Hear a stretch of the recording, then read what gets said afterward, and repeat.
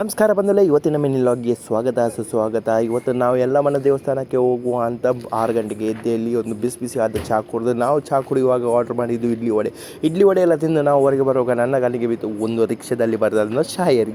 ಆ ಶಾಯರಿ ನೋಡಿ ನಾನು ಫಿದಾಗಿದ್ದು ಅವನ ಮೇಲೆ ನನಗೇನೇ ಲವ್ ಆಯಿತು ಗೈಸ್. ನಂತರ ನಮ್ಮ ಬಸ್ಸಿನ ಡ್ರೈವರ್ ಆದ ರಾಜನಿಗೆ ಒಂದು ಗುಡ್ ಮಾರ್ನಿಂಗ್ ಹೇಳಿ ನಾವು ಹೊಡೆಯಿದ್ದು ಯಲ್ಲಮ್ಮನ ದೇವಸ್ಥಾನಕ್ಕೆ. ಅಲ್ಲಿ ಯಲ್ಲಮ್ಮನ ದೇವಸ್ಥಾನದಲ್ಲಿ ನಾವೆಲ್ಲ ದೇವರ ದರ್ಶನ ಎಲ್ಲ ಮಾಡುವಾಗ ಸ್ವಲ್ಪ ನಾವು ಅಲ್ಲಿ ಇಲ್ಲಿ ತಿರುಗಿ ಬಂದದ್ದು. ನಂತರ ದೇವರ ದರ್ಶನ ಒಂದು ಒಳ್ಳೆಯ ರೀತಿಯಲ್ಲೇ ಆಯ್ತು ಮಾರ್ರೆ. ಯಲ್ಲಾಪುರದಲ್ಲಿ ನನಗೆ ಸ್ವಲ್ಪ ಹಸಿವಾದ ಕಾರಣ ನಾನು ಒಂದು ಪ್ಲೇಟ್ ಪೂರಿ ತಿಂದೆ. 50 ರೂಪಾಯಿ ಮಾರೆ 4 ಪೂರಿ ಇತ್ತು.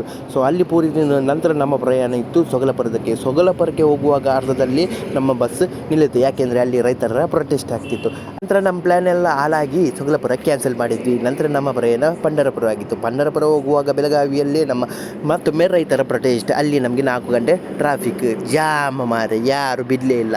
ನಂತರ ನಾವು ಅಲ್ಲಿ ಸ್ವಲ್ಪ ಕಾಲ ಕಳೆದು ನಮಗೆ ಒಳ್ಳೆ ನಾಯಿ ನೋಡಲಿಕ್ಕೆ ಸಿಕ್ತು. ಎತ್ತಿನ ಗಾಡಿಯದ್ದು ಎಂಥ ಸ್ಪೀಡ್ ಮಾರೆ, ನಾನು ಫಸ್ಟ್ ಟೈಮ್ ನೋಡಿದ್ದು ಎತ್ತಿನ ಗಾಡಿ ನೋಡಿದ್ದು. ನಂತರ ಕುರಿ ಮಾರೆ, ಕುರಿಯ ಒಂದು ಬೆಲೆ ಕೇಳಿದ್ದು 18,000 ಹೇಳ್ತಾನೆ.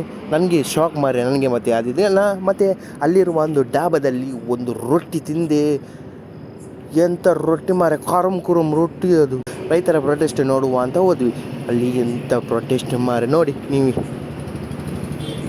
ಎಲ್ಲ ಒಂದು 6ವರೆಗೆ ಮುಗಿತಾ ಬಂತು. ಎಲ್ಲರಿಗೂ ಖುಷಿ ಮಾರೆ. ಅಲ್ಲಿಂದ ಹೊಟ್ಟಂತಹ ನಮ್ಮ ಗಾಡಿ ಮತ್ತೆ ರೀಚ್ ಆಗಿದ್ದು ವಿಜಯಪುರದ ಒಂದು HP ಡೀಸೆಲ್ ಬಂಕಲ್ಲಿ.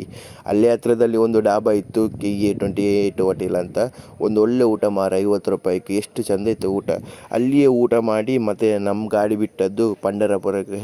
1 ಗಂಟೆಗೆ ನಾವು ರೀಚ್ ಆಗಿದ್ವಿ ಪಂಢರಪುರ. ಸೊ ನೋಡಿದ್ರಲ್ಲ ಇವತ್ತಿನ vlog. Bye guys, see you.